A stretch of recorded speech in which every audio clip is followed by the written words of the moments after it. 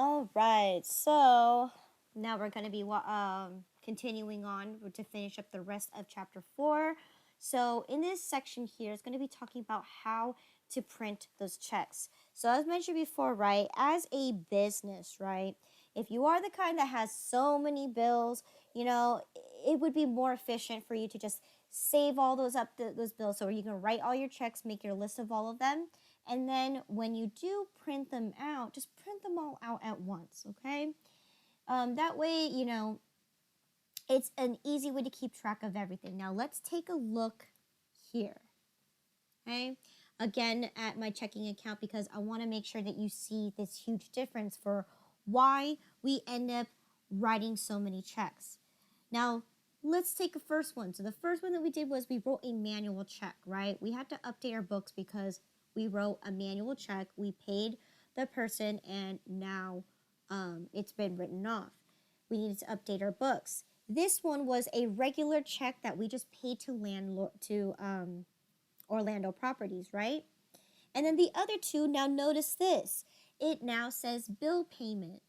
Okay, so here it even gives you a track record of all of the money and how you're making pay them. Are you paying a check? Are you paying, are you paying with cash? Are you paying something off? In this case, the last two checks that we wrote, we end up making a bill payment. Yes. Lynn, I'm not seeing any presentation. It says you're presenting, but it's not on there at all for me. Okay, so you might have to click around on my screen, or in this case, because maybe everybody said their name, that's probably why it changed and switched your vision. So in order for you to do that, you're going to have to click down at the bottom of the screen with those three dots. All right, so now we're going to be looking at printing checks. So as I mentioned before, right? So what I wanted to show you first is that here's the difference when we're looking at how we're making payments to our vendors, right? It even gives you another way to know that whether you paid a bill or not, right? It says right here that you did a bill payment, all right? So that's how QuickBooks allows you to make it more organized. So now notice this, I have 3 checks that are ready to be printed. So how do I go ahead and print those checks? Well, you had the first option. So when you finish paying your bills, you had that pop-up window that says, what do you want to do? Do you want to enter more bills? Do you want to print your checks out, or do you want to be done? Now, in this case, right, I mentioned before, right, if you don't see that window, there are 2 other ways that you're also able to print your checks as well. So don't worry about that, okay? So the first one's going to be on your home page. You have print checks right here, right? And it will take you to that exact window right there, okay?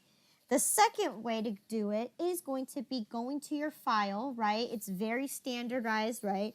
It's every program will have this, right? Where you go to file and you'll be able to print, right? This is the same thing here. You're going to go to file, you're going to select print forms, and now it's going to give you a list of what you are trying to print. So you are not just strictly only able to print just checks. This is where you can print your invoices, your bills, your labels, your paychecks, anything that you can think of, your statements, okay? You can even, print out your reports too, but you wouldn't use this one right here, all right? You just go straight on that report and click print. But in this case, so I am looking at printing my check. So it's the second thing on here.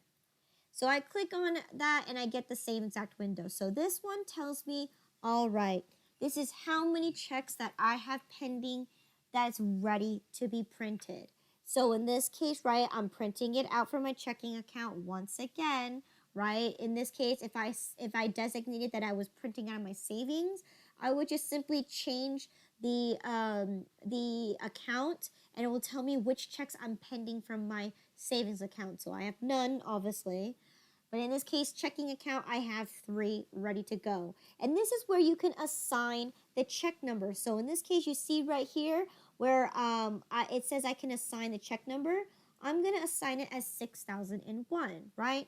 It could be any number as long as it's a number, okay? It could be 2,000, it could be 3,000, it could be 10,000. It doesn't matter as long as you have some kind of sequence that's going to make it easier for you to remember, okay?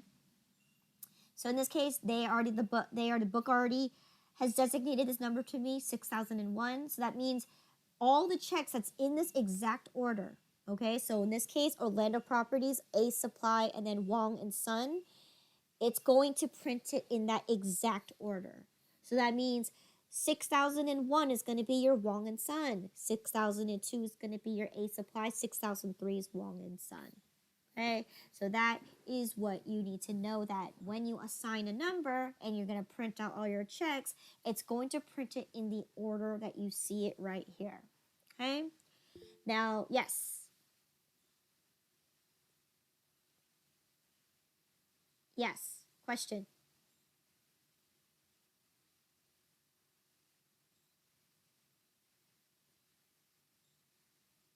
No question? No, Uh, I've got a question.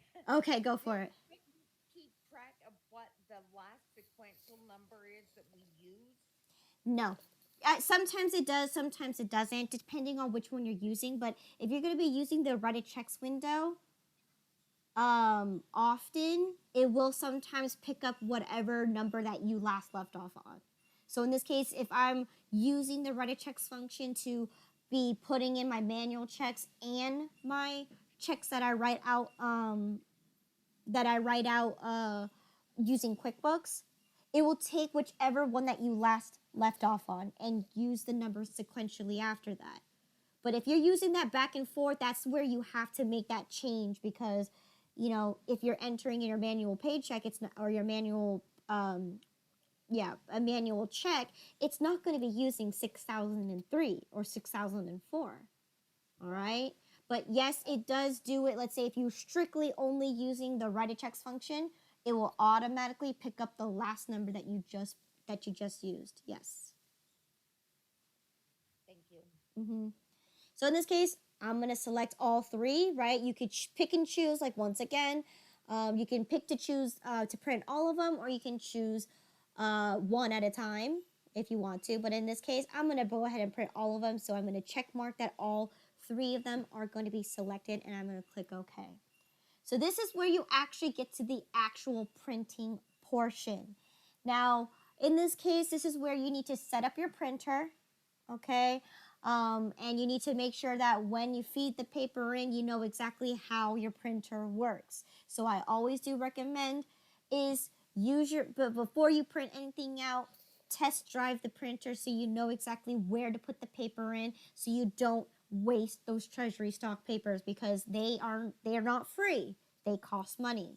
Okay, so again, making sure you know how your printer works and how to set up the printer and so on and so forth. Make sure you know all that, because that's where you're going to be selecting your printer here. Okay. Next one is going to be looking at how you're going to be printing it on those treasury stock papers. You have three options, okay?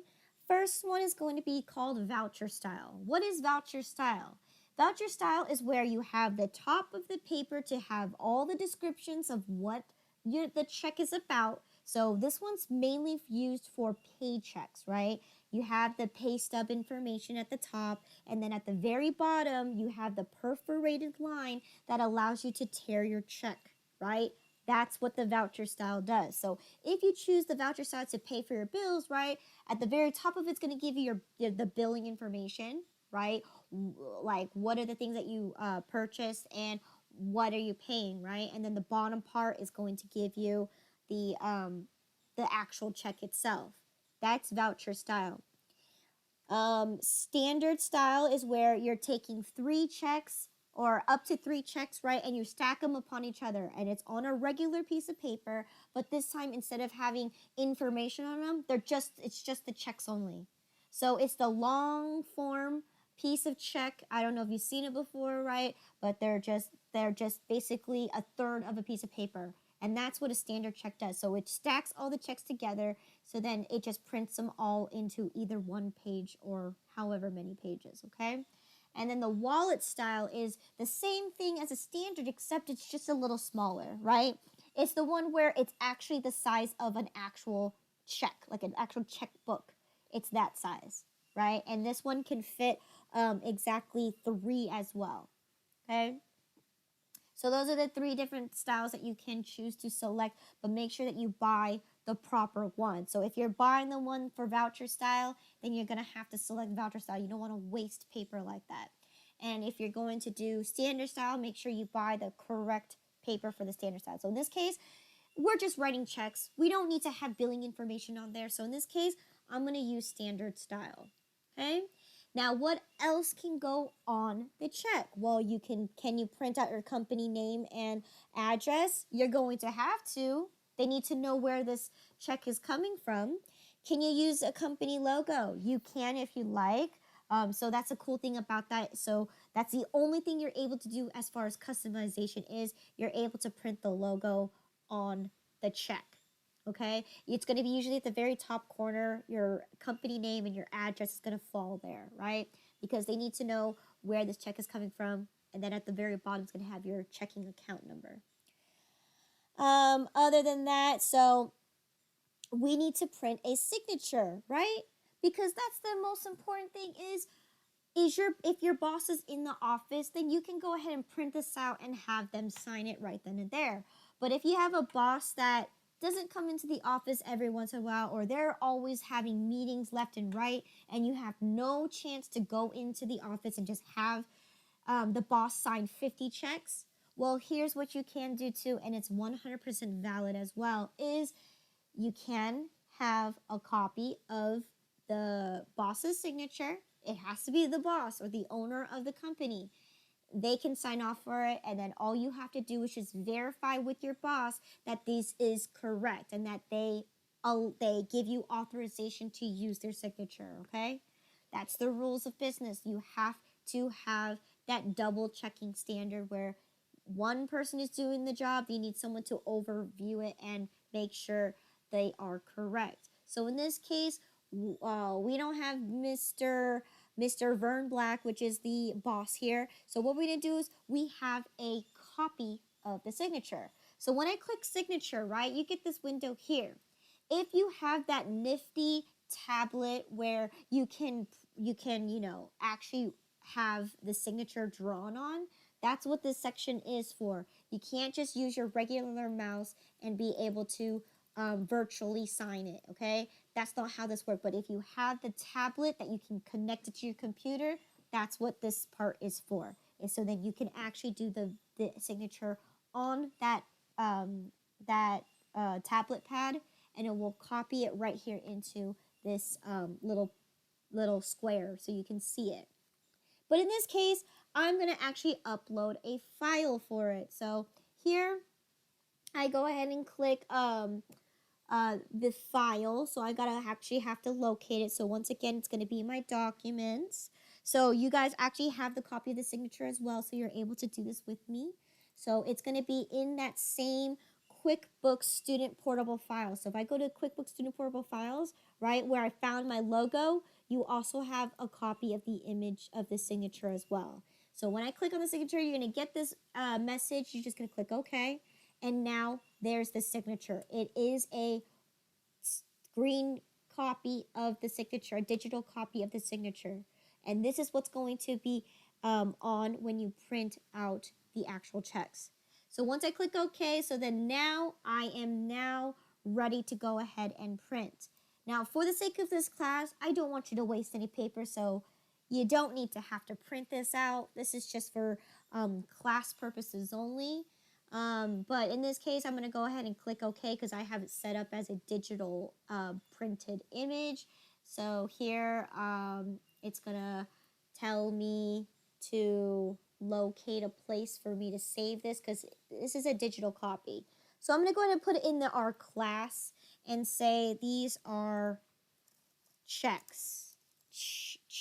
Checks for purchases. I don't know. Okay.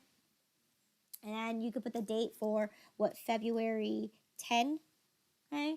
And save. Okay. So that's I just did a digital copy of those pictures, of those checks. Okay, but in this case, once it prints out, you know what a check would look like, right? It's gonna be very standard picture. So, or you know, it's got all the information on there with the amount that the check is written out for with the signature. Okay, so once you've done that, then you're going to take a look here. What do you want to do here? I can go ahead and just click OK. So then now, once I do that, let's check my check register one more time. Now it tells me my bill payments, right? When I print out my checks, it now assigns them the number. So again, Orlando Properties was first, 6,001. Ace Supply 6,002, Wong and Son for 6,003. Okay. Any questions in regards to printing checks?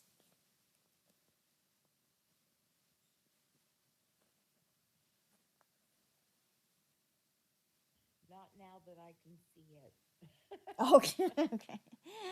All right. Okay. So that's how you print out checks. Next section is going to be, well, what happens if I made a mistake? What happens if I need to void a check for any reason? So let's say I sent them out and the other person, so the person that I wrote the check at, the recipient of the check, has not received the check, and they call you and saying, hey, your check is, your bill is overdue. Where's the check? And you tell them, I sent it out. Did you receive it? And if they did not receive it, then what's your best bet to do? Well, they didn't receive your check, so maybe they either lost it or someone intercepted it.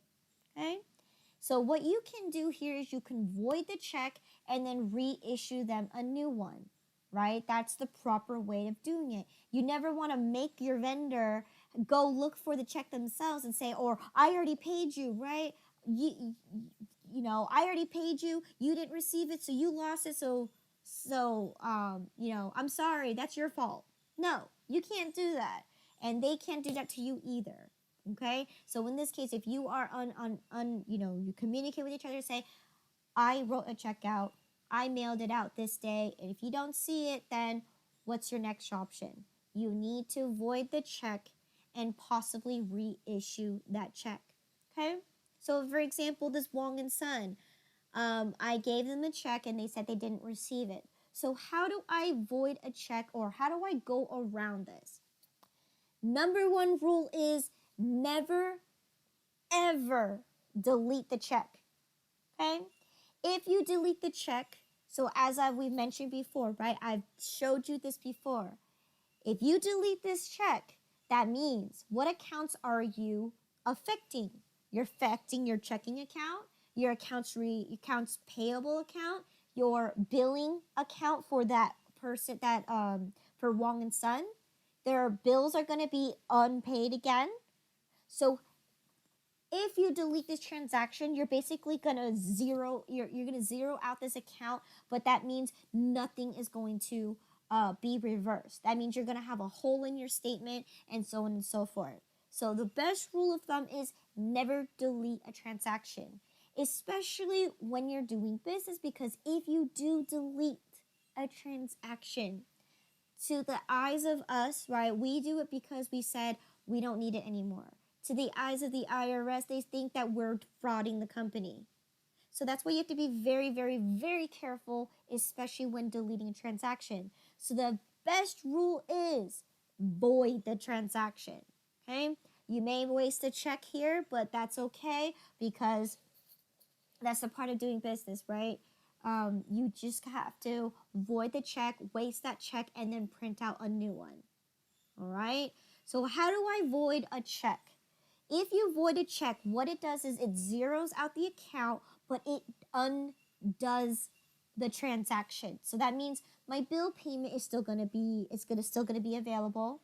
My checking account, the money's going to go back to my checking account, and so on and so forth. So voiding a transaction is going to undo the transaction. Deleting the transaction basically pretends it doesn't exist. And that means it doesn't make any changes. So that's the difference between voiding and deleting a transaction, is one of them undoes it, the other one just strictly takes it off without making any changes. Okay, so that's what you want to avoid to do, is never delete anything. You're better off having clutter space because at least you have a track record of your transactions. So this is where missing checks are going to come into play. Why are you missing a check? If you can't prove why you're missing a check, the government's going to automatically assume is you must be frauding the company. So the best thing that you want to do is, if you void a check, at least you have all the information there, because all it does is just it zeroes out the payment and it undoes it. So that means you still owe money and you still have the money back in your checking account, but you could still see the transaction was still there. All right. So how do I void this check? Let's see. I can right click and click void. Okay. Or what they tell you in the book is you're going to go here and you go to the edit menu and you're going to go ahead and click void this check. All right. Other ways you could do it too is if you're actually in the actual check yourself, you can actually go to the edit menu here and be able to void the check there as well. Okay. So if I were to do that, so right now I see the check, right? Wong and Son, check number 6003, right? For $142. If I'm on my edit menu and I decide to go ahead and void the bill payment and check, right? Then I would have to enter because I have to validate that it's going to be voided.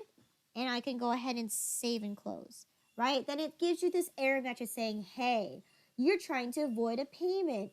Because you're trying to avoid a payment, this is what you're going to be subject to. You might cause discrepancies in your books. But in this case, that's what you have to do. So you are willingly knowing and you're acknowledging that, yes, I'm voiding this check. And everything that it's doing is going to undo everything in my books, meaning undo the check, undo the bill payment. And I'm going to click yes. Okay? There you get that beep of approval. So then the next time that you see your check, right, it's going to say void on it. Okay? But the number 6003 is still going to exist.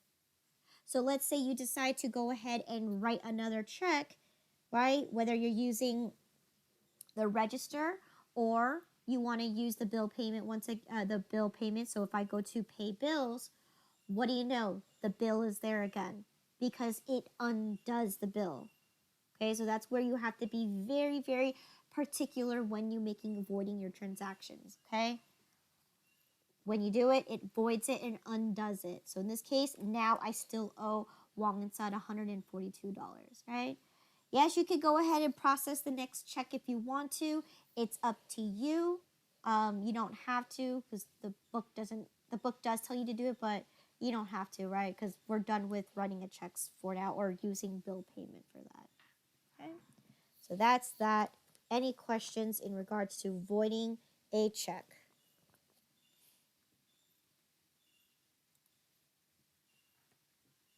Nope. Okay, that one's pretty straightforward, right? It's standard rule of thumb here. For any reasons that you have to void a check, that's just how you do it. Okay. All right. Let's see, we just talked about voiding checks. Next thing is a small section about petty cash. Petty cash is going to be a very minor section here because petty cash isn't for every company. What is a petty cash to begin with? A petty cash drawer is mostly used for example, like a little reserve, little money that allows you to use the money from the business to pay for minor business expenses. So, for example, right, maybe you ran out of postage stamps, right? Are you going to bother your boss for what, $12 to go buy postage stamps? What if the boss is not in the office? How are you going to get the money to go ahead and buy postage stamps? I mean, you can use your own credit card and then have the boss reimburse that. That's another option, but that's what the petty cash drawer is for. Because you're not buying those postage stamps for yourself, you're buying it for the business. So, again, you can do that. That's that's called a reimbursement check, which again, yes, you can have the company reimburse you for, but in this case, if you have a petty cash drawer, you don't need someone to pay you back. You can just use the designated money that's from the company for the company's minor business expenses.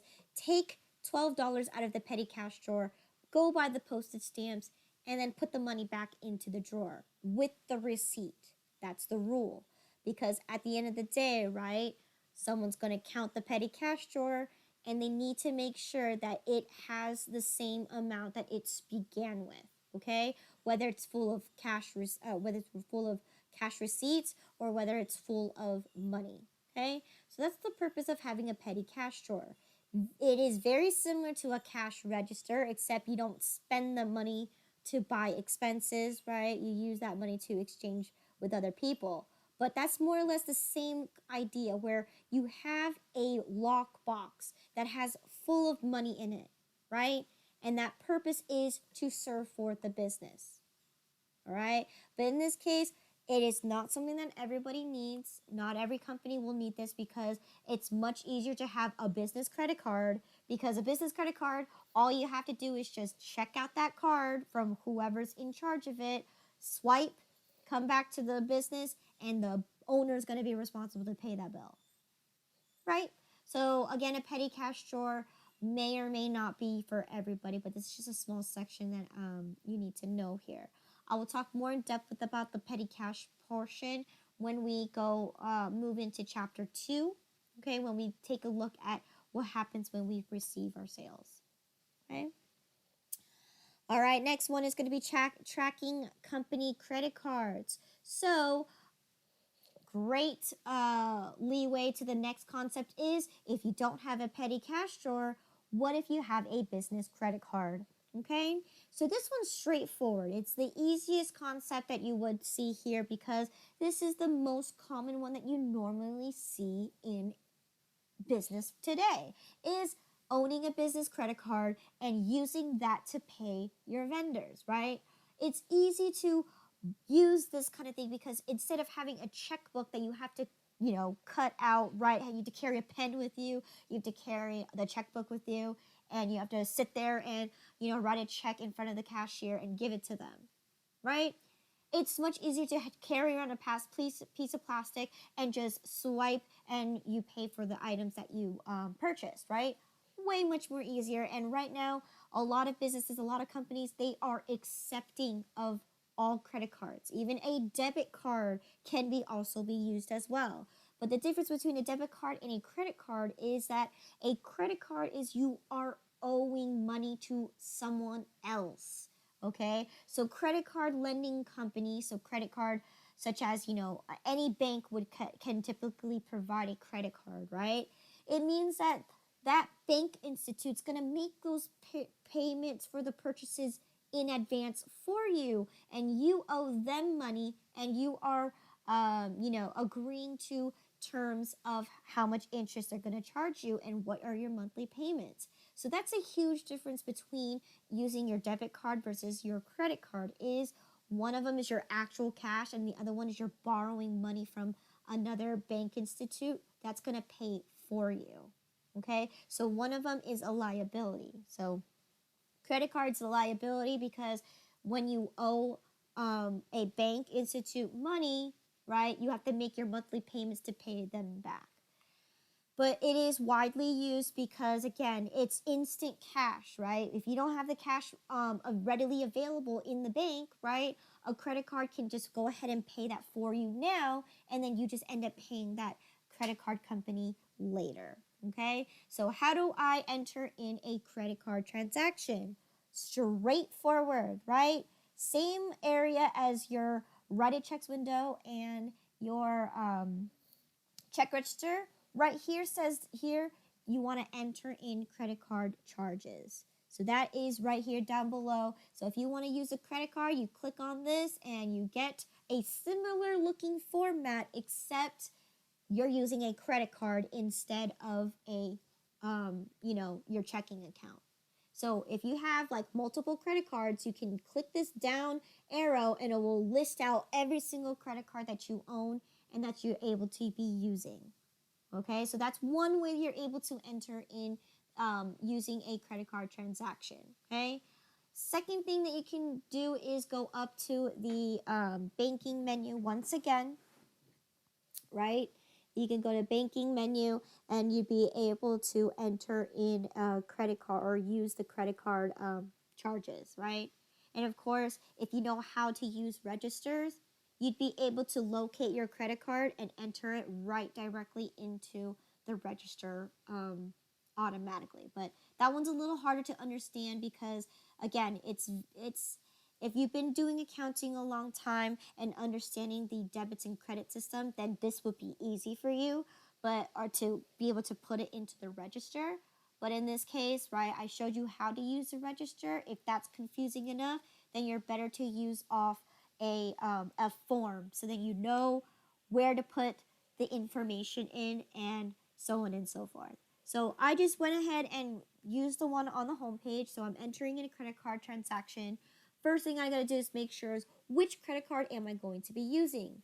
So this one is the National Bank Visa Gold credit card. Okay, it's already been selected. Now the next thing is I got it to put in the date.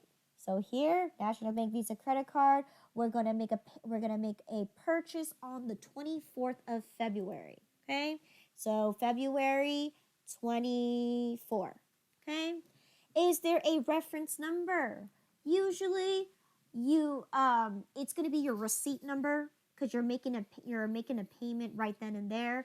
But most cases, right, you can also get this reference number from your actual credit card statement itself, because when you charge your credit card, right, on your credit card statement, it will give you a transaction number. That could be a reference number there as well.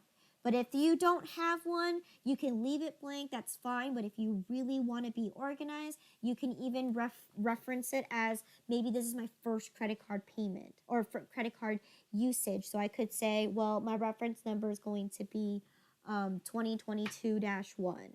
Okay. Whatever number you want to use, you can reference it here. But just know that if it is a reference, it's going to be referring to the receipt number or the transaction number. So in this case, your book tells you that this is the reference number of 65432. Okay? And who are you going to be making a payment to? And in this case, we are going to be, once again, we're going to be using the I believe it's the Bay Office Supply. So the one that we just recently put in here. So Bay, B-A-Y. So there you go. I typed in Bay Office Supplies. We just did that earlier today. It's now recognized as a person that exists in your list. So I'm going to go ahead and select that. Okay. What items did you buy? So in this case, let's take a look at what I bought from Bay Office Supplies. So I end up buying $86.48 of printer ink. Okay.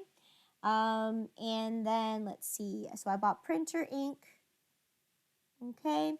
And then of course I bought it for the San Jose location. So what is that going to be considered? It's an office supplies, right? So I type in office supplies for the total of $86.48. Okay. Here I can make a note saying that I bought printer ink for San Jose. Okay. And again, I can link this to the class right here for the San Jose location. So again, this is going to keep a record that I made a payment or I made an expense for the San Jose location. And again, if you want to put in the memo here, you can either copy and paste it, or this again, it's just a reference point for you. It's not something you have to fill in, okay? But the only thing that you should do though is it just makes it that more easier for you to remember your credit card transactions, because it's hard enough to look at your credit card statement and all it says is just the location and how much money you spent. Right? Here, it gives you a reference point because you bought a particular item at this store. Okay? So once that looks good, now I can go ahead and click Save and Close. Okay, so now I just entered in a credit card transaction. Now here's the question to you. How do I find my credit card transaction? How do I look at how much money I owe my credit card?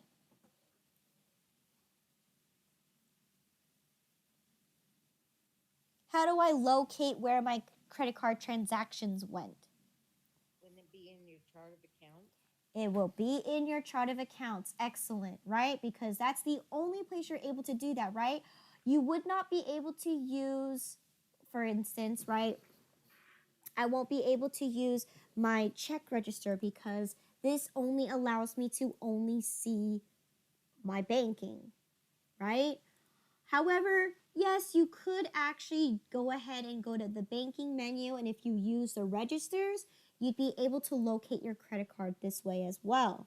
So instead of using the chart of accounts, let's say I want to go ahead and look at my National Bank Visa credit card using the use registers window.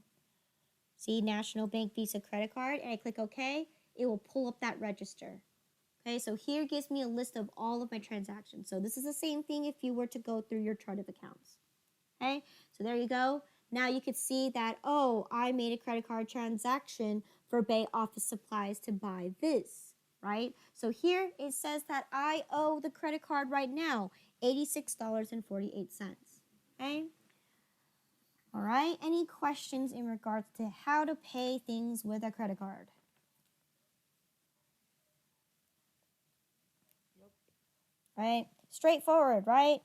Now, second thing is we'll talk about how to pay the credit card in chapter 5 when we deal with the bank reconciliation, okay? We'll talk about how to make payments to your credit cards later on, okay? Just because we have other important other things that we should talk about today, right? We'll cover paying credit cards later on. Okay, so that's how you enter in a credit card payment, right? Again, you could do that, or you can go to banking and enter in a credit card charges. Okay. So next concept is going to be vendor credits. How do I enter in vendor credits? Well, what is a vendor credit? Now, for any reason, you have a couple options when it comes to vendor credits because it could be used for many things. So the best way we understand vendor credits is that maybe you accidentally pay too much, right? Or let's say you want to return a product, right? Or let's say you were supposed to get a discount, okay? But they didn't give it to you. All right? So again, so oftentimes when you do go to a store, for instance, let's say you bought merchandise and you take it back to the store and they say, "Sorry, we can't refund you the money. However, we can give you store credit."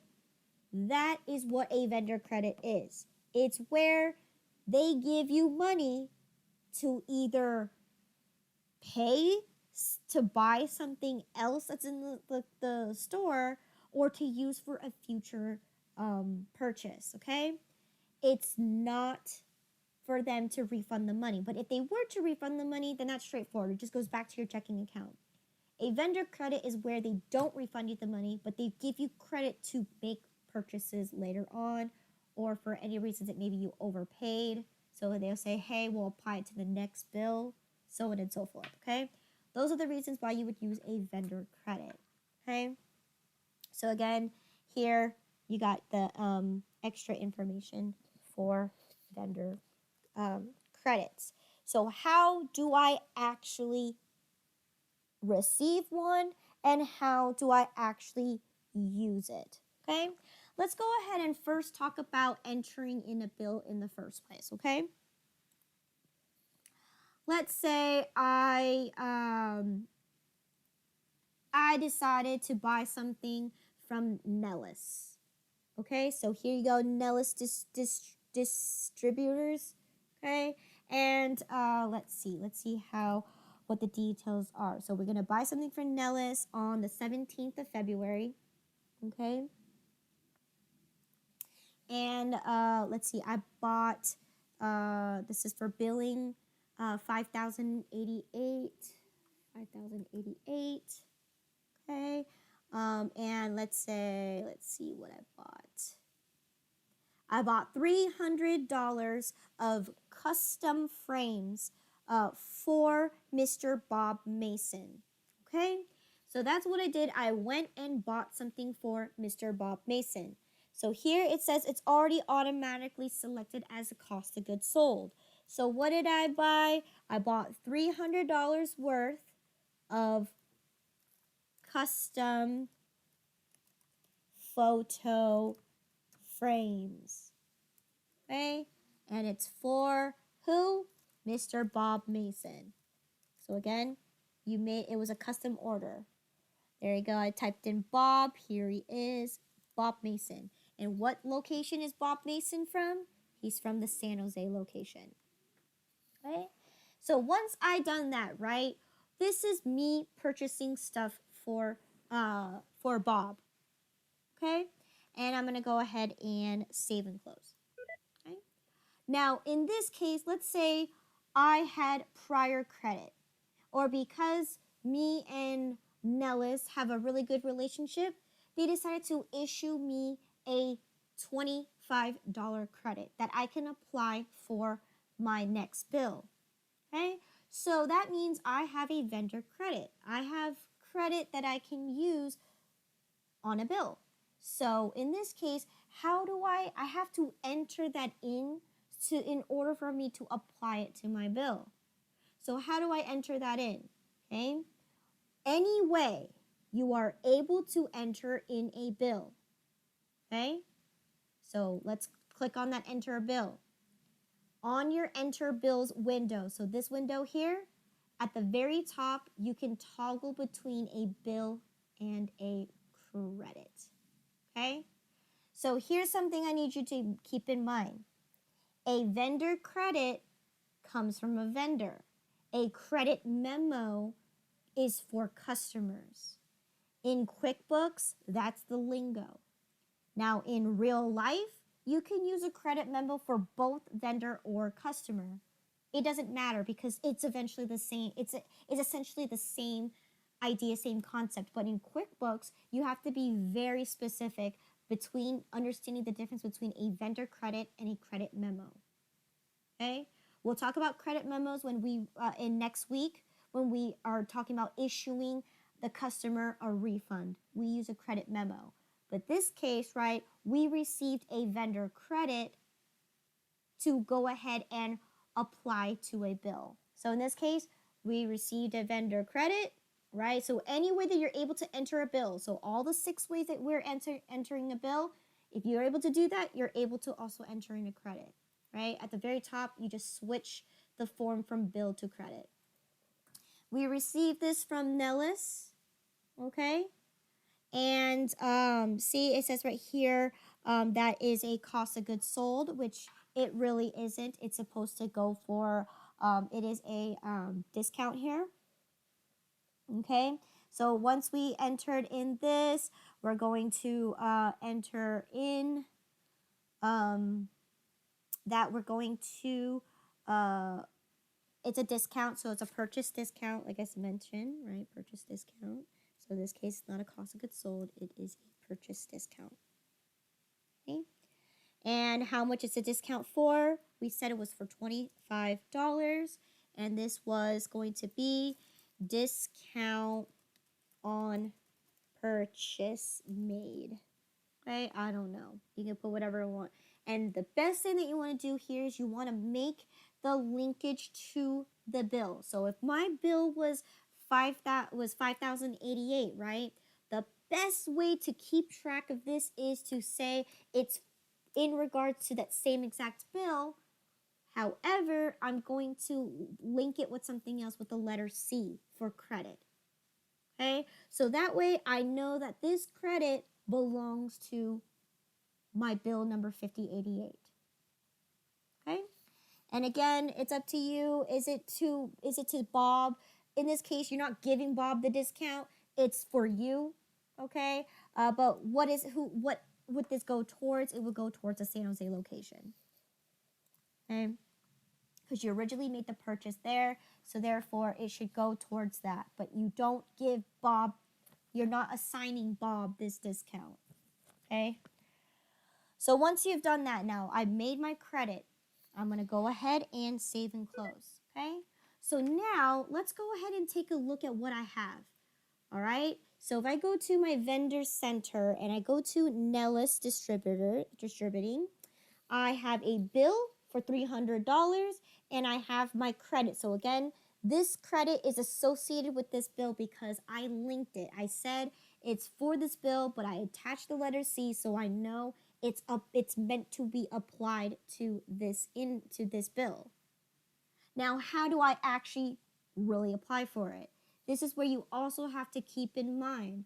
You have to keep a really good track record of this once again because QuickBooks is not gonna say, hey, you have a credit. They're not gonna flag you down. You're going to have to manually, once again, recognize that you do have a credit. So if let's say you return a product, right, and they give you a notification saying that you have a credit, you have to be willing to know and keep a good track record that you have credit.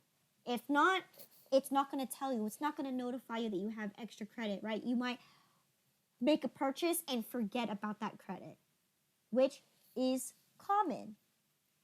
All right? So in this case, that's exactly what you're going to do, right? You see that you have the bill and you have the credit.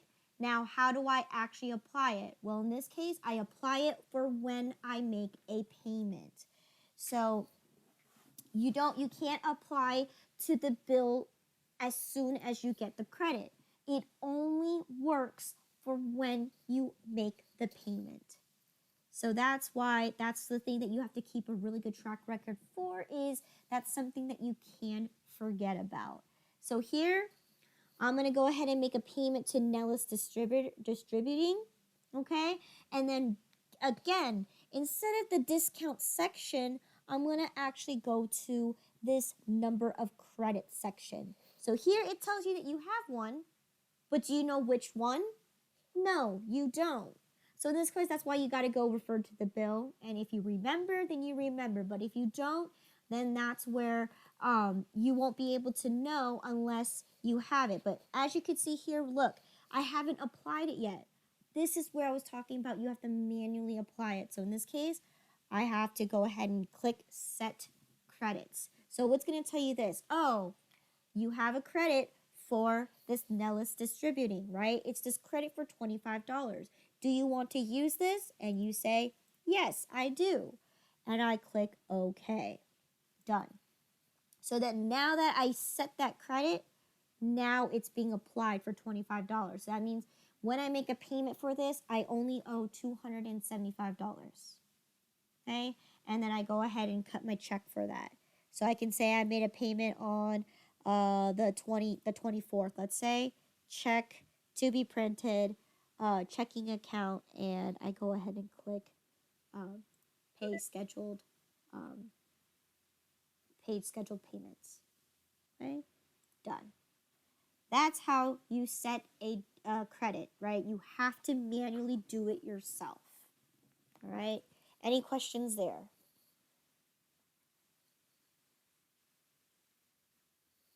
Made sense. Right.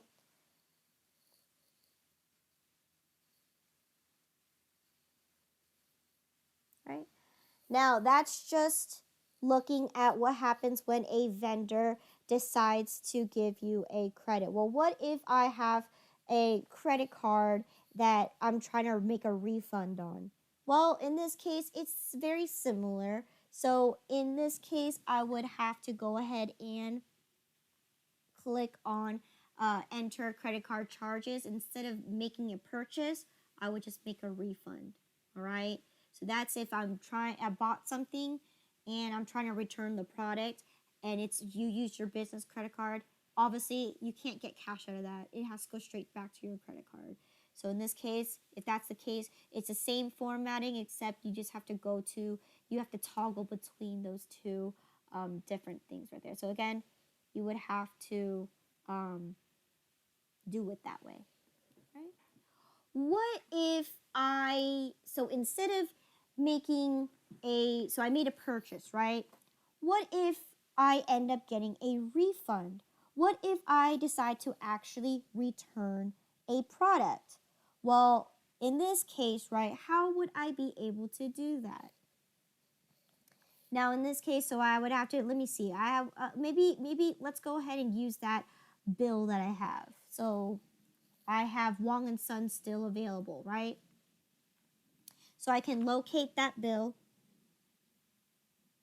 Wong and Son, okay? And here, the one that's still outstanding is this 142, right? Right now it says it's negative because I canceled and voided that payment. So if I go ahead and click at that bill, so it still says that I owe $142.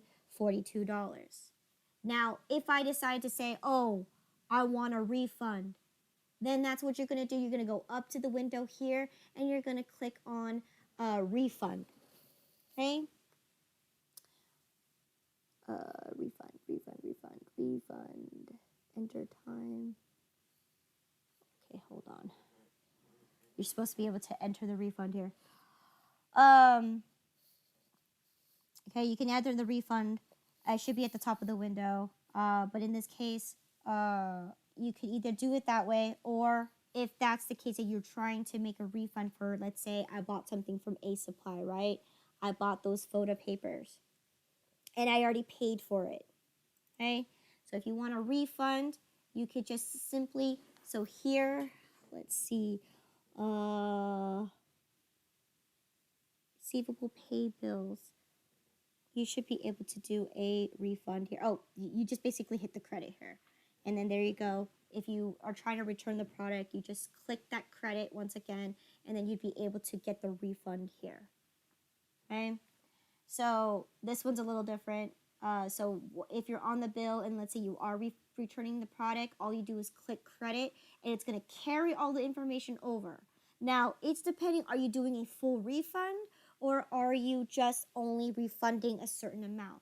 If you're refunding a certain amount, then you just adjust accordingly to the number of what your refund was for, and then you issue it and then you make the deposit there.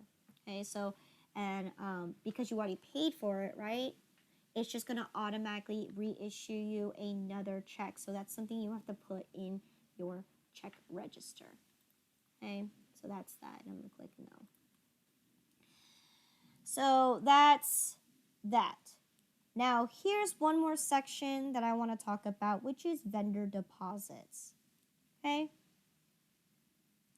so for instance, okay, if a vendor, right, wants you to pay a down payment before you can actually receive your services, right? That should be rule of thumb is that, right, depending on the business that they are, they may require you to make a deposit ahead of time or make an advance payment, which is going to be used for the purpose of your bill, right? It's going to be applied to your bill so you pay less, right? That's the purpose of a down payment. Now, if a vendor does require you to do that, what are the ways that you can be able to do that? Well, in this case, right, let's take a look at an example here where what you have to do is you're going to be writing a check to the vendor, all right? And when you write this check out, you're going to link it to an accounts payable account. So in this case, let's go ahead and do that real quick, okay? So here we're gonna write a check. Okay, all right, we're gonna use our checking account and it's going to be for, let's see, we're gonna be writing a check to the vendor. The vendor date's gonna be for the 22nd. Okay. And let's see, we're gonna print later, account's gonna be accounts payable, and then your person is that you're going to be linking this to is going to be Rodriguez Rentals. So then that's the account, or that's the vendor, is Rodriguez Rentals. Okay? What is this for? In this case, we're not making a payment for, we're making an advance payment. So in this case, this is going to be assuming, so if you know accounting terminology, right? Accounts payable is when you owe people on account or you owe them money, right? So what this down payment is going to do is it's going to decrease the amount that you owe. So you're going to link it to an accounts payable account. Okay? How much are you going to be paying? You're going to be paying $200, okay? And you're going to link this. So again, you're going to make a either deposit, down payment, advance payment, whatever you want to call it, for rental equipment. Okay? And again, who are you linking this to? Rodriguez Rentals. And what class is this for? Walnut Creek. Okay? So once you have this, right, and you're going to make a payment to them for the $200, I'm going to go ahead and say, okay, good. That looks good. So I'm going to save and close. Got the beep of approval. Okay? So then when, right, so I have that, I wrote a check out to them, right? I made my down payment. So what's the next thing that I have to do? The next thing I have to do is, well, I have to see it through, right? I have to wait till the Rodriguez Rentals decides to bill me. So that's exactly what I'm going to do, is I'm going to be entering in a bill because now Rodriguez Rentals has billed me for what I need to be billed for. So in this case, I'm going to enter in a bill for Rodriguez Rentals. Okay? Because I already made the advance payment, so now they're billing me. They're billing me, and they have to give me a copy of what I paid for. Okay? So that way, so I'm going to enter in my bill. All right, it's for the 22nd. Okay? And then now the billing reference number is going to be 1352. All right? And it's going to be for $185. Okay? So you could choose to put it here, you could choose it to be down here. Now again, it says accounts payable for this account. No, that's not what they're going to bill me for. They're going to bill me for equipment rentals. So equipment rental. Okay? And this time they charged me $185 because they said, okay, we didn't use all the money that we needed, right? You gave us a $200 deposit. Maybe they said they were short on equipment, so they decided to give us a refund. So here, they're issuing us a bill saying, well, the bill is still for $185. And the memo here is going to be equipment rental. I don't know, video equipment rental.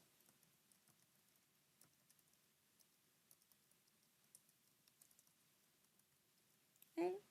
And in this time, so this case, it was for the Walnut Creek location, like we mentioned, right? We don't need to assign it to anybody because Rodriguez Rentals already sent us a bill. So there's no purpose of us having to link it to any customer because this is their bill that they're sending to me. So once you enter in the bill, okay, so now what do I have to do here?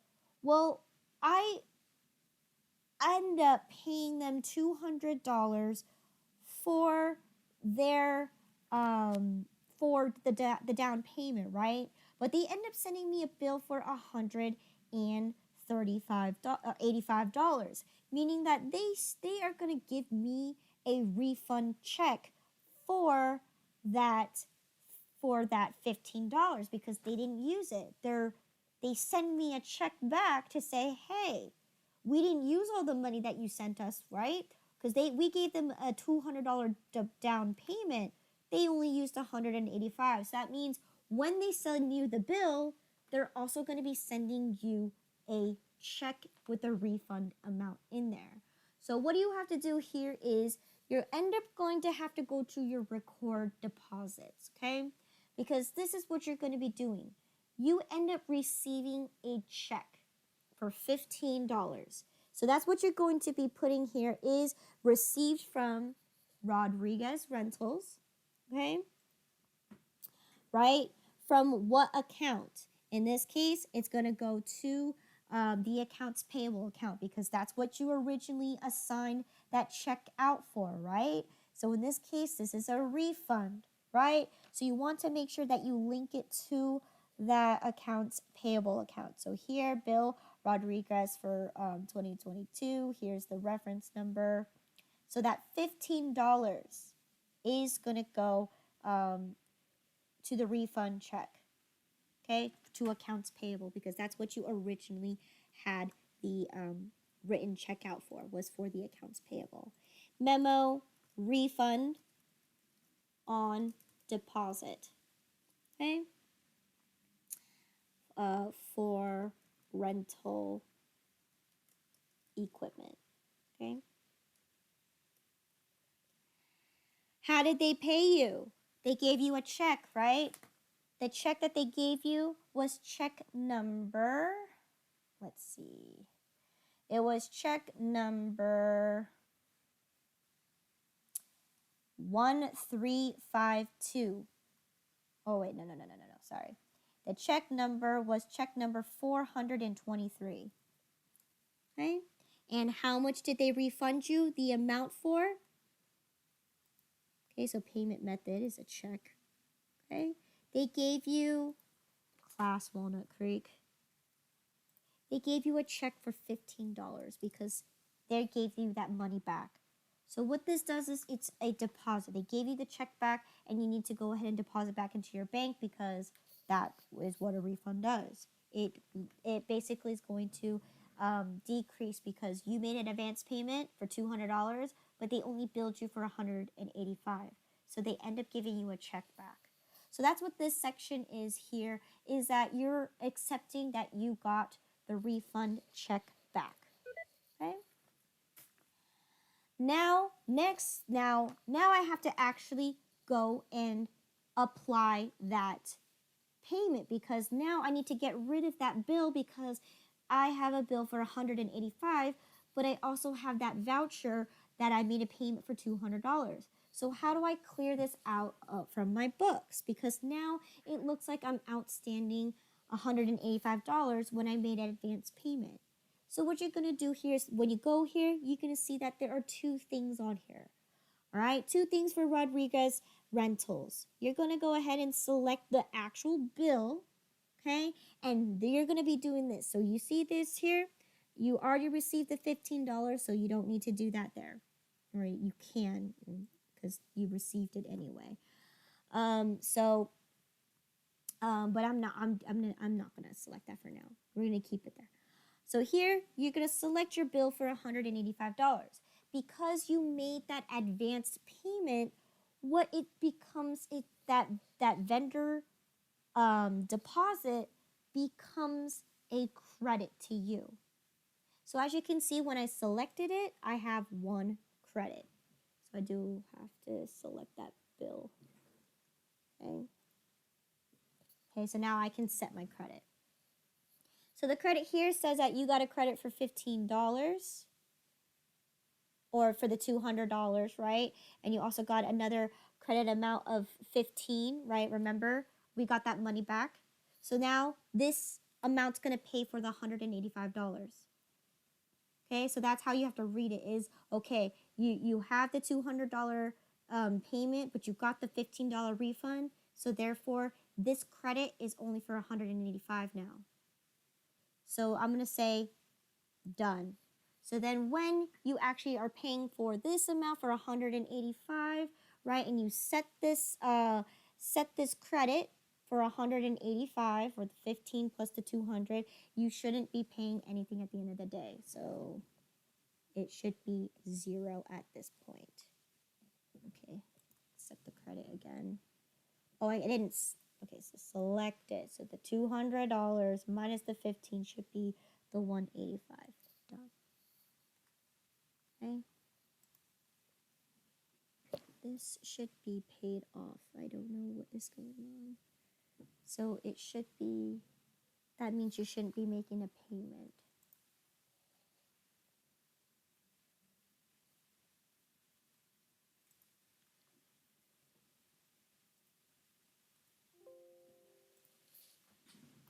Should be 0.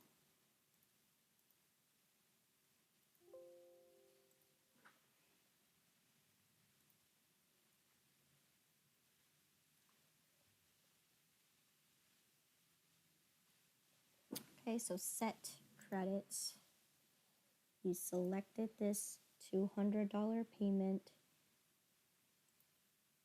You click done, and it should apply. There you go. Now it's 0 that you owe.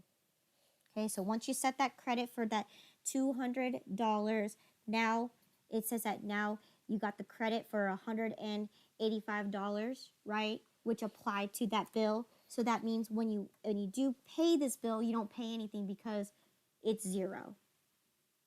So that's where you can go ahead and pay scheduled bills, and then it gets rid of this accounts payable off your accounts payable account.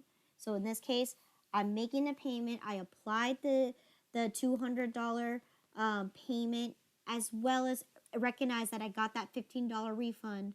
So now it's $185. So now my credit, so as you can see, credit $185. So that means I owe $0 for this bill, and that's how you apply a vendor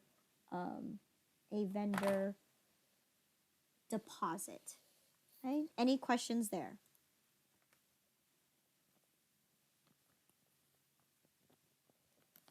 So there you go. I showed you how to do a vendor deposit and the refund, okay? And sales tax management.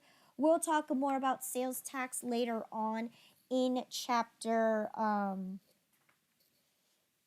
3, where we deal with sales tax. I'm going to just combine all the concepts from chapter 4, chapter 2, and chapter 3. We're going to just deal with sales tax as a whole entire unit, okay? So that's the next section in the book, right? The last section here is going to be accounts payable reports, okay?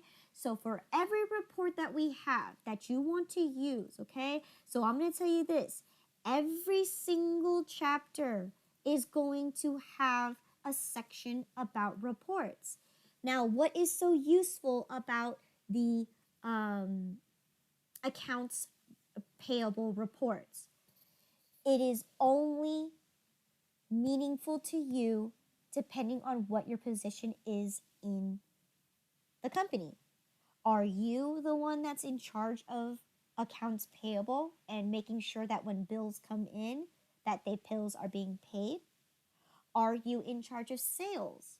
If you're in charge of sales, what does accounts receivable have to do with sales? Nothing. So it really depends on the position you have in the company. If you're not dealing with accounts receivable, then all of these reports have nothing to do with you, because the ultimate reason for having reports is to answer a simple question about the company. So for instance, right, when we look at the other report, right, how many bills have I not paid yet? I would run an unpaid bills report, right? So let's take a look real quick. I'm not going to go over this because it really doesn't matter. It only matters to you if you're in that position. So if I go to reports once again, and I go ahead and highlight the section of this chapter, which is vendors and payables, right? I'm going to be getting this list here. Accounts payable aging summary. That just basically gives you how often do you pay your vendors. Okay, that's the report right there. Accounts, let me see, vendor balance summary. That just basically tells you how much do you owe each person. Okay? Unpaid is going to be how many bills do you owe. All right? Accounts payable graph, so you can see how much money you're spending, how much money do you owe people. So again, all of these reports that you see here are going to be in regards to the position that you're in. Okay? So again, whether you're a vendor or whether you're dealing with accounts payable, then these questions are going to be what you need to have answered, right? How much money do I owe? How much money do I owe to each vendor? How many bills have I paid? All right?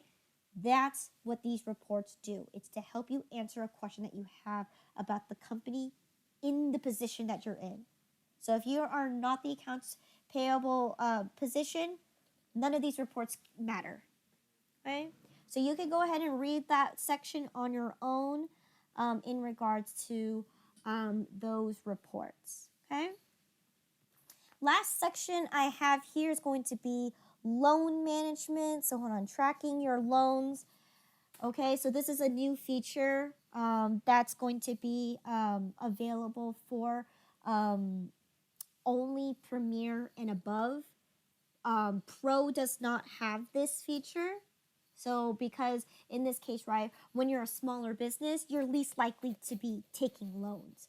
When you're a more larger and more bigger company, then loans are probably going to be heading your way. Or for corporations, right, they take a lot of loan payments and stuff like that. So those kind of businesses are going to typically have the loan manager. So how do I use the loan manager to be able to keep track of my loans?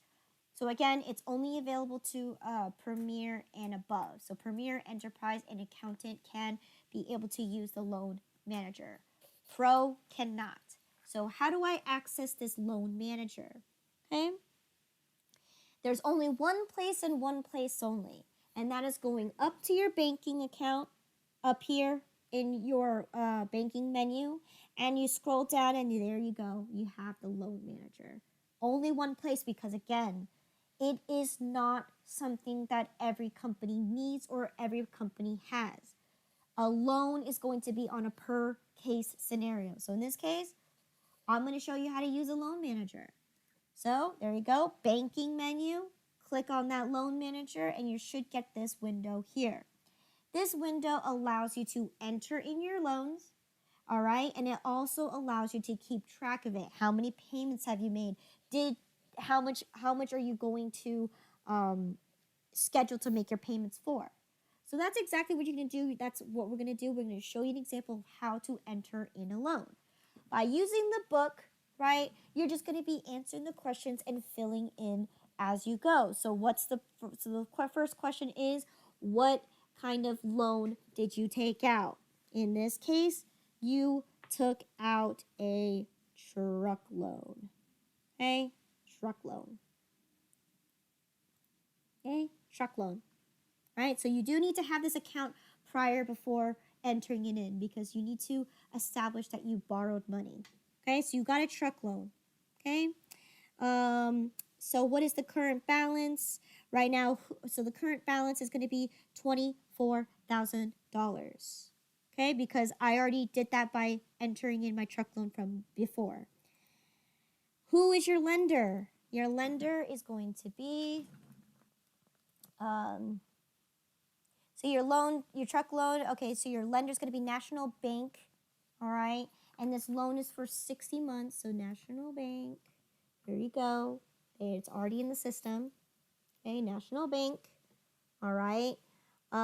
Next question asks you, what is the origination date? So when did you start getting this loan? You got this loan December of 2020, I believe. So December 2020, and you got it December 31st. Okay, so you got the loan right then and there. So what is the current amount that you owe? Well, you got the bank loan for $24,000 and you haven't made a payment yet. And how long do you have to pay? That you got approved for 60 months to pay. So 5-year loan, $24,000 loan, and so on and so forth. So that's what you got to fill out, right? And how are you making your payments? They're going to be monthly, right? So I go ahead and click next. Now it says here, all right, what is the date of the next payment? So you're going to say it's going to be January.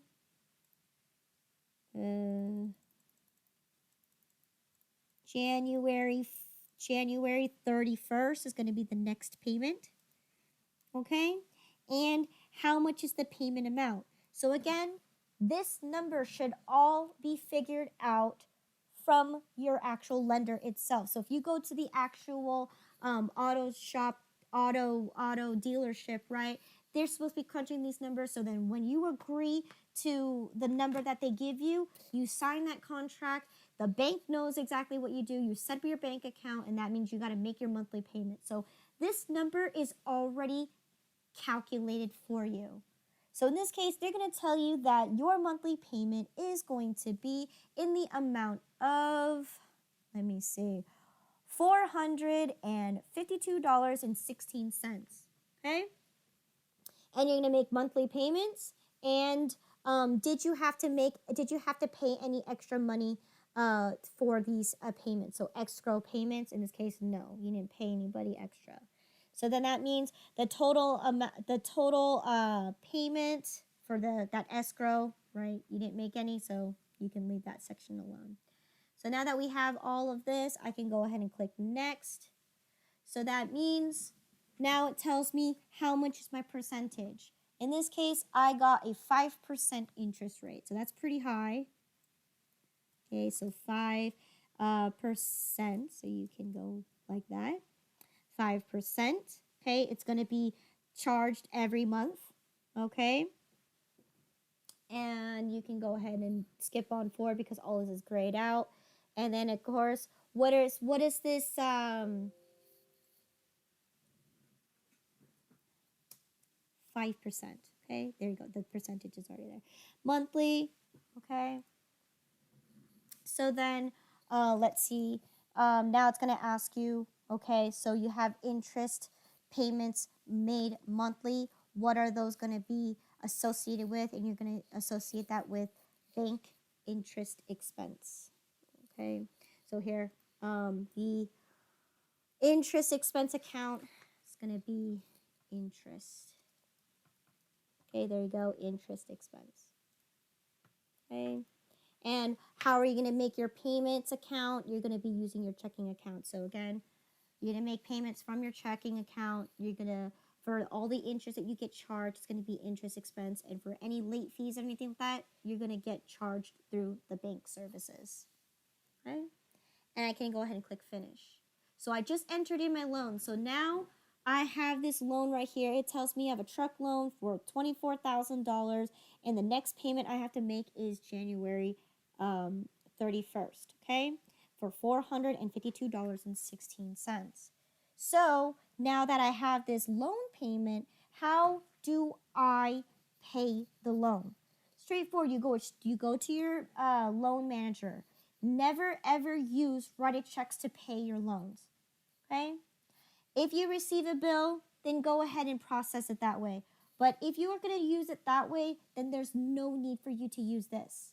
But the loan manager makes it much more easier so you can keep track of it this way.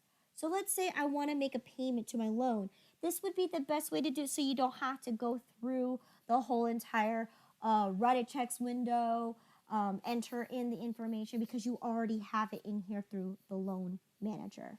So the best way to pay your loan is using the loan manager. So when you get to this window, you can see the list here. You can schedule a payment. You can edit the loan details. So let's say you refinance it, then you can go ahead and edit the information here. But in this case, I'm going to go ahead and schedule a payment. So I click that payment schedule. So this is what it's going to look like. You need to get this window to go ahead and say, this is a regular payment, right? It's not a second payment.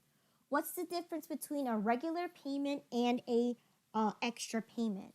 So for loans, right, you have the initial payment. When you pay the initial payment, you're paying not only the principal, but you are always going to 100% pay the interest off first. So that's why they have a regular payment and they have an extra payment.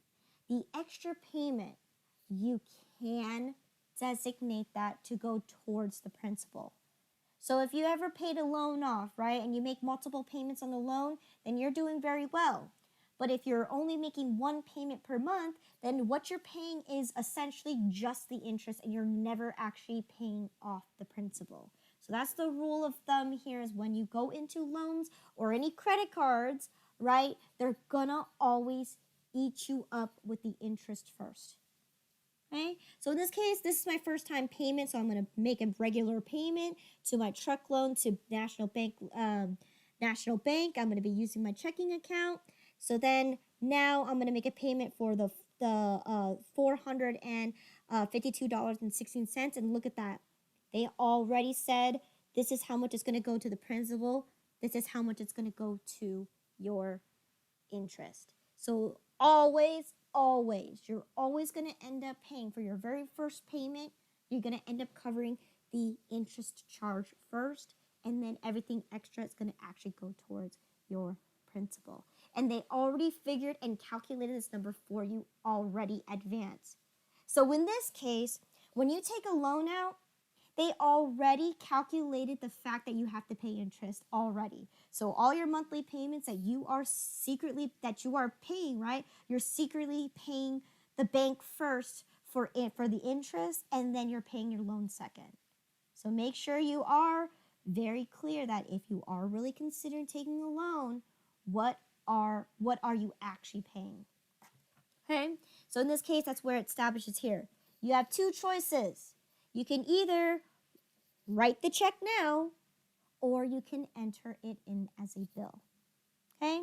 So in most cases, I'm going to write it a check, but if not, I can enter it in a bill. So that's why I said this one is the best way to be able to utilize, because not only does it calculate how much interest you're going to be paying and how much money you're going to pay to your principal, this is how it helps you make your payment right then and there.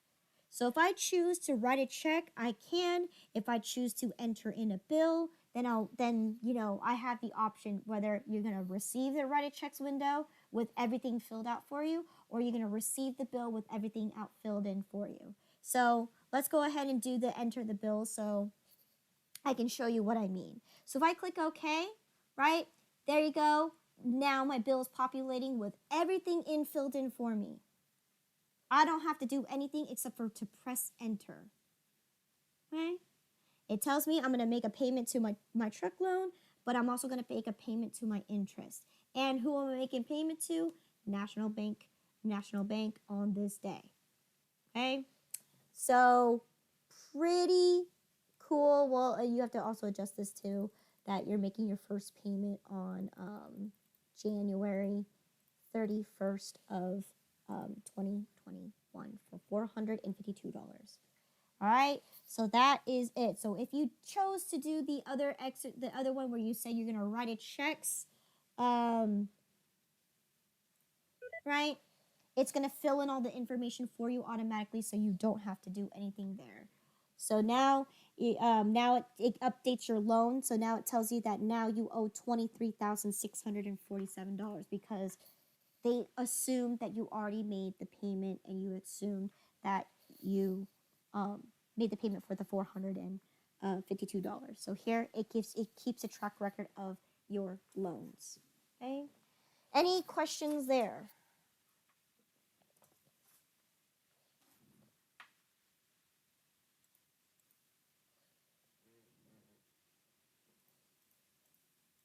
All right. No questions.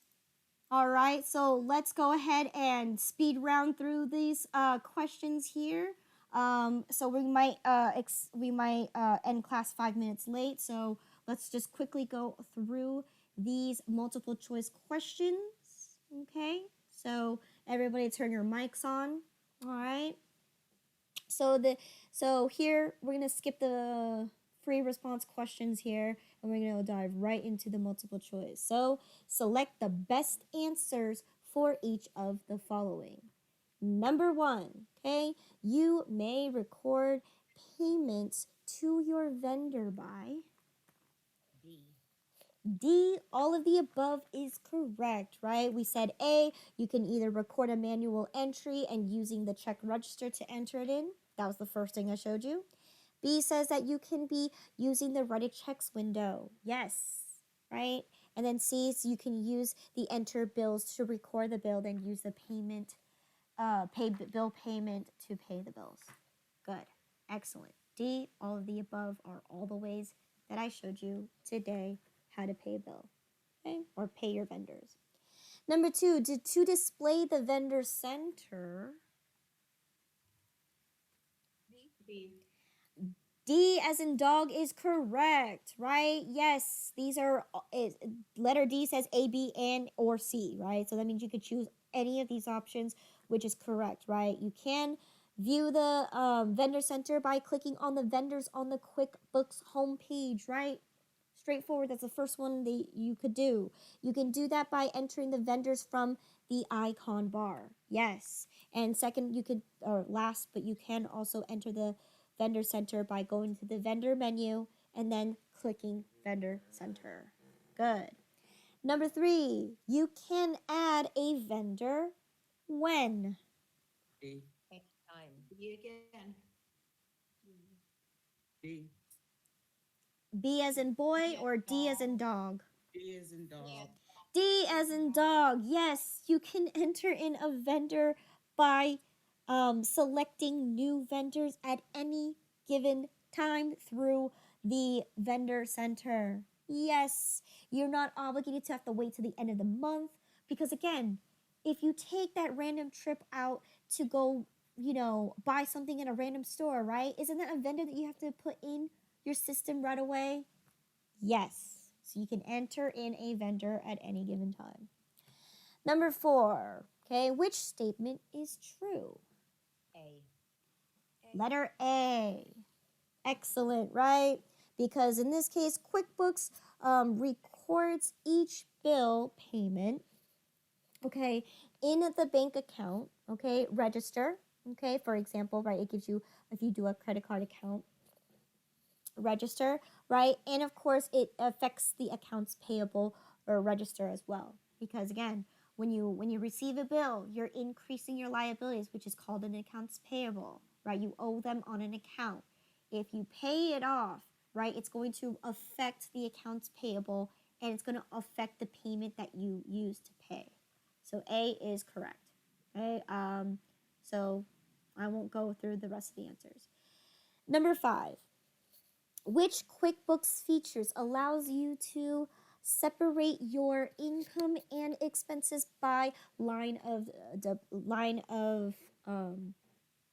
business, department, location, profit centers, or any other meaningful breakdown? Class tracking. Class tracking is correct, right? So again, in this class, we use it for the store locations. So good, class tracking.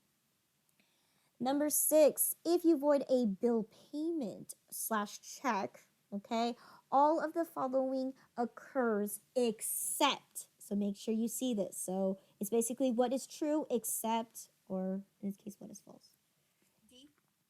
D. Okay, let's see. Number 6 is D. The accounts payable account decreases. Good. It does not decrease because if you're canceling out a bill payment, right? You're voiding the check. It undoes it. So in this case, if you meant to pay an accounts payable and you undo it, then you're not decreasing it, you're increasing it. So D is correct. This does not happen. Okay. Number 7, if you want to track the expenses for each customer or job. C. Letter C. Yeah, you're going to link each expense with the customer or job to which it applies. So again, you're going to use that customer / jobs section. You actually assign it to this. You assign this job to a particular customer. Okay, good. Number 8, to make a loan payment, you can D. all of the above. Not this is number 8, right? No. Then C. C is correct, right? You're going to use the loan manager to calculate the interest as well as the actual principal that you're paying and yada yada yada. Okay, good. So let's actually visit that since you said you thought it was all of them. A says select the loan liability account in the chart of accounts and then choose make a deposit.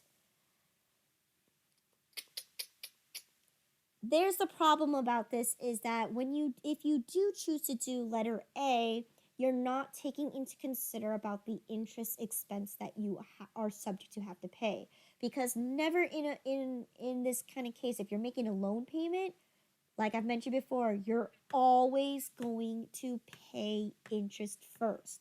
Whatever amount that you pay, that you're designated to pay, right? Only a portion of it is actually going to go to the principal. So you can't go into that loan liability because that's your principal, right? You're not going to be paying all of it. And then B says choose pay loans from the banking menu. Can you do that? Do we have that option when we go to here, let's see, banking menu.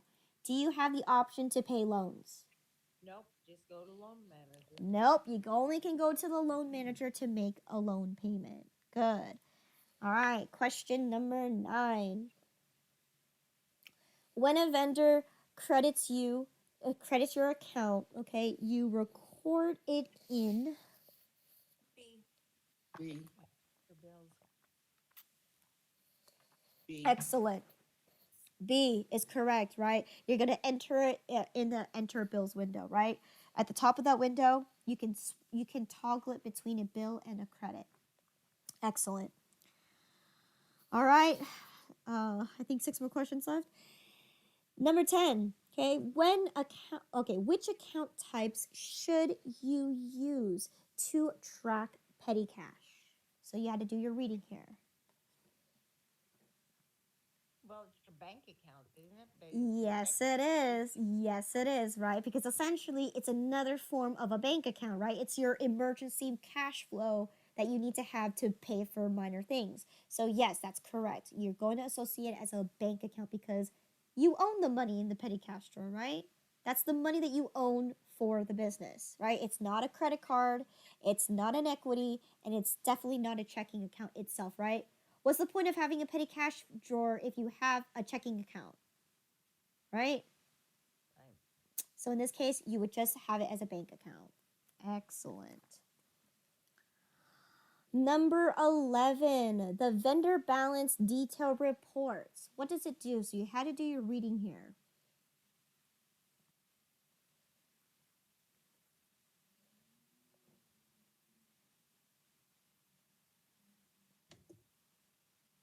What does the vendor balance detail report show you?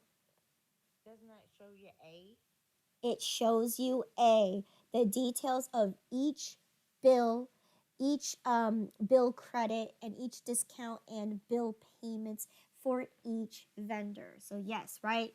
It's straightforward, right? Why would a vendor balance details tell you each payment created by using the write a checks window?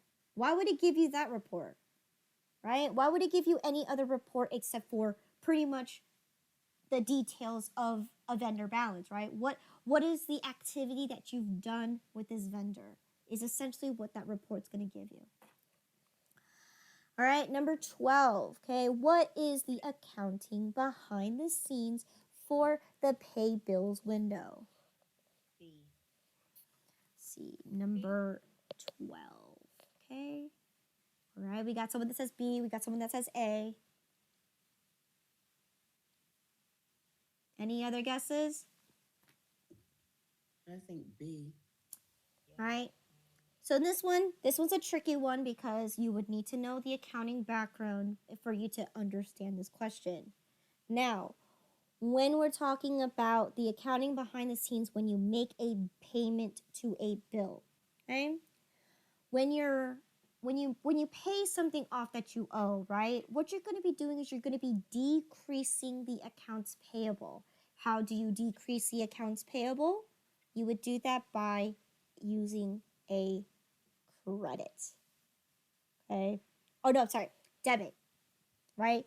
You decrease your accounts payable by using a debit. You would increase using a credit.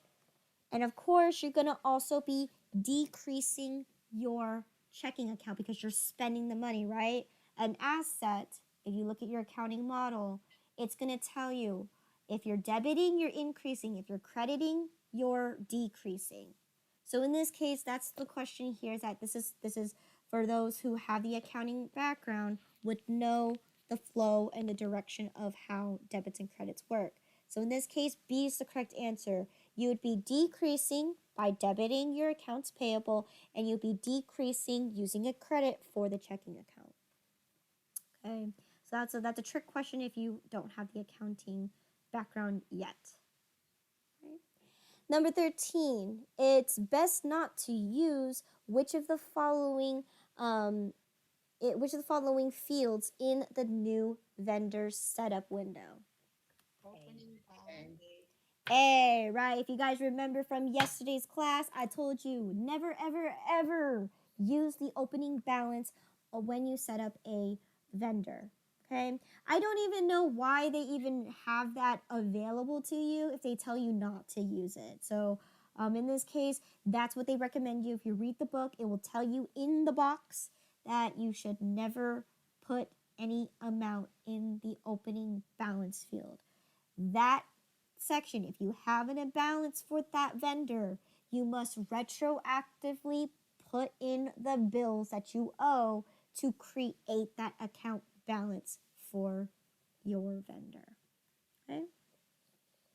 Number 14, if the pay bills window, okay, you can sort the bills by D. All of the above. D, all of the above, right? Yes, you can do it by due date. You can do it by vendor, right? I showed you that. And you can do it by discount due date as well.